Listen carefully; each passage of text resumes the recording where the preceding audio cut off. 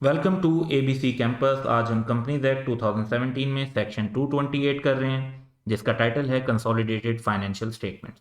इसमें हम 4 पॉइंट्स को डिस्कस करेंगे कि सबसे पहले तो रिक्वायरमेंट क्या है कंसोलिडेटेड फाइनेंशियल स्टेटमेंट्स प्रिपेयर करने की। फिर इसमें कुछ सिचुएशन में एडिशनल इंटरिम फाइनेंशियल स्टेटमेंट्स बनानी पड़ती हैं, उसको विद एग्जाम्पल डिस्कस करेंगे।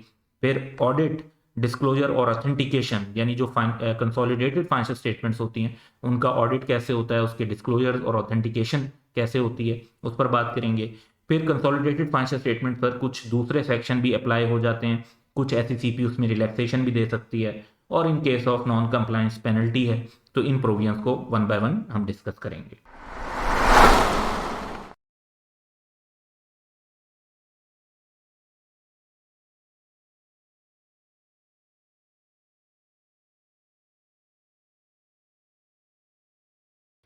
सबसे पहले requirement to prepare consolidated financial statement, तो लॉ की ये रिक्वायरमेंट है कि there shall be attach to the financial statements of holding company.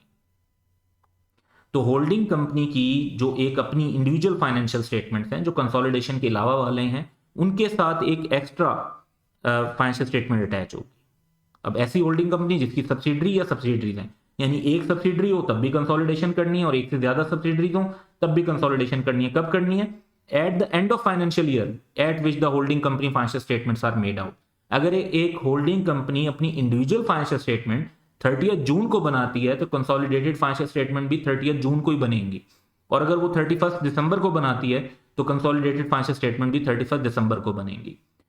Consolidated financial statements of the group presented as a those of a single enterprise। ये consolidation का हमारा basic rule है कि कंसोलिडेशन ऐसे की जाती है जैसे पेरेंट और सब्सिडरीज दो अलग अलग लीगल एंटिटीज ना हों, बल्कि वो एक सिंगल कॉमन एंटिटी हो।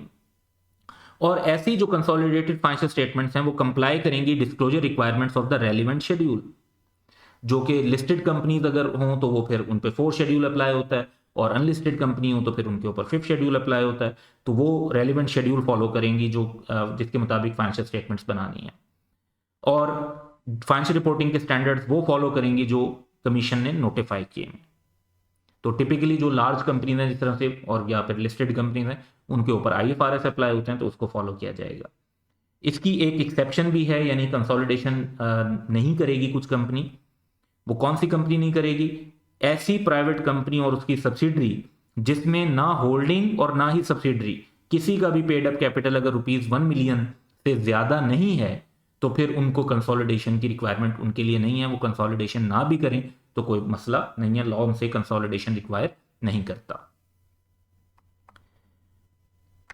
अब एक इशू आता है एडिशनल इंटरिम फाइनेंशियल स्टेटमेंट्स का। ये इशू तब आता है कि आइडियली तो होल्डिंग कंपनी का और सब्सिडरी कंपनी का जो ईयर एंड है वो मैच करना चाहिए।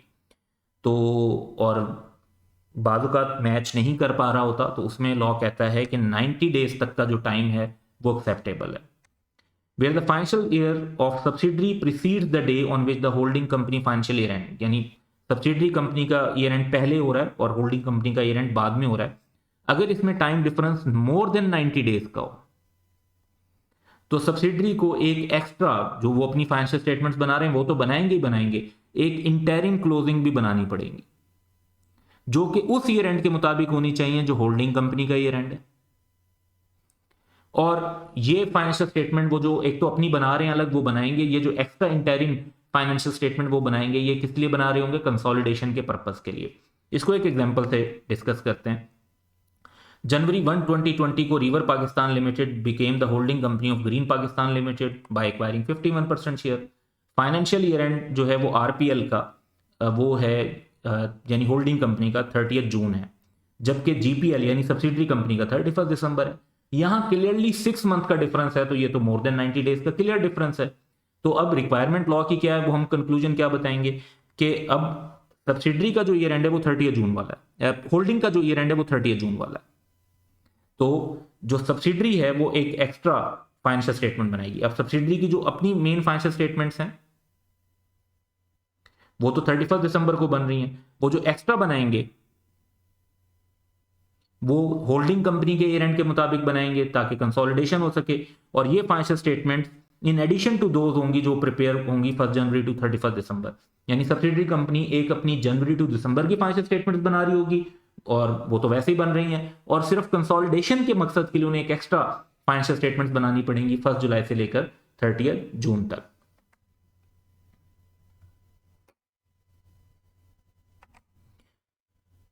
कंसोलिडेटेड फाइनेंशियल स्टेटमेंट्स में ऑडिट की क्या रिक्वायरमेंट है? तो जो होल्डिंग कंपनी का ऑडिटर होगा जो उसकी इंडिविजुअल फाइनेंशियल स्टेटमेंट्स को ऑडिट करता है, वो रिपोर्ट देगा in the specified form on consolidated financial statements, और उसके राइट्स एंड ड्यूटीज वही होंगे जो अंडर द लॉज के as an auditor of the holding company in general है। तो कंसोलिडेटेड फाइनेंशियल स्टेटमेंट्स के ऊपर भी सेम ऑडिटर ही रिपोर्ट देगा। कंसोलिडेटेड फाइनेंशियल स्टेटमेंट के लिए डिफरेंट ऑडिटर की अपॉइंटमेंट नहीं होती। फिर है disclosure of certain material information. Section ये रिक्वायर करता है कि कंसोलिडेटेड फाइनेंशियल स्टेटमेंट में कोई भी नोट और एक्सप्लेनेशन, जो क्वालिफिकेशन जो कि सब्सिडरी से रिलेट करती हो, उस पर एक्सप्लेनेशन दी जाएगी जो कि होल्डिंग कंपनी के मेंबर्स के हिसाब से मटेरियल हो, लेकिन होल्डिंग कंपनी की इंडिविजुअल फाइनेंशियल स्टेटमेंट्स में कवर नहीं हुआ। हम कहते हैं कि जब तक कंसोलिडेशन नहीं हुई थी तो फाइनेंशियल स्टेटमेंट्स के अंदर कोई मसला नहीं था, वो इन्वेस्टमेंट ठीक शो की हुई थी होल्डिंग कंपनी ने, लेकिन जब कंसोलिडेशन हुई तो सब्सिडरी की इन्वेंट्री जिस तरीके से मैयर हुई भी थी वो गलत थी, या कोई और डिस्क्लोजर का इशू था, उस पर उसके जो ऑडिटर है उन्होंने रिपोर्ट में क्वालिफिकेशन लगा दी है, एक ऑब्जेक्शन लगा दिया है। तो और वो अगर इशू जो है वो होल्डिंग कंपनी के मेंबर्स के पर्सपेक्टिव से मटीरियल हो अगर, तो फिर उसको कंसोलिडेटेड फाइनेंशियल स्टेटमेंट में नोट और एक्सप्लेनेशन के थ्रू रिफ्लेक्ट किया जाएगा। ये लॉ की रिक्वायरमेंट है। फिर ऑथेंटिकेशन, यानी कंसोलिडेटेड फाइनेंशियल स्टेटमेंट्स पर कौन लोग साइन करेंगे उसे ऑथेंटिकेट करने के लिए, तो वो रिक्वायरमेंट है कि सेम पर्सन साइन करेंगे जो होल्डिंग कंपनी के इंडिविजुअल फाइनेंशियल स्टेटमेंट्स को साइन करते हैं। यानी जो रिक्वायरमेंट है वो होती है कि चीफ एग्जीक्यूटिव एंड 1 डायरेक्टर, और लिस्टेड कंपनी हो तो सीएफओ के साइन भी होंगे। चीफ एग्जीक्यूटिव पाकिस्तान में ना हो तो 1 डायरेक्टर के बजाय 2 डायरेक्टर हो जाते हैं। तो वही रिक्वायरमेंट जो है, सेम रिक्वायरमेंट वो अप्लाई होगी कंसोलिडेटेड फाइनेंशियल स्टेटमेंट्स पे।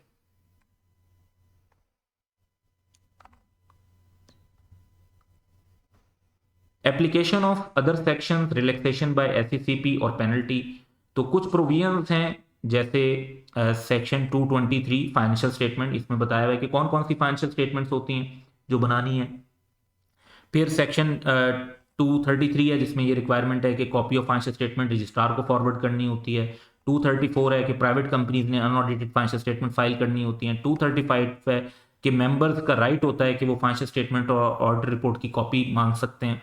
फिर 236 है कि अगर कोई improper financial statement issue, circulate या पब्लिश होती हैं तो उसके पे पेनल्टी क्या होगी। ये सब की सब रिक्वायरमेंट होल्डिंग कंपनी पर ऐसे अप्लाई होंगी जैसे नॉर्मल कंपनी पर होती हैं। यानी लॉ ये कहता है कि इन सेक्शन में अगर वर्ड कंपनी की जगह होल्डिंग कंपनी कर दिया जाए तो बिल्कुल इस तरीके से ये रिक्वायरमेंट अप्लाई हो रही होंगी।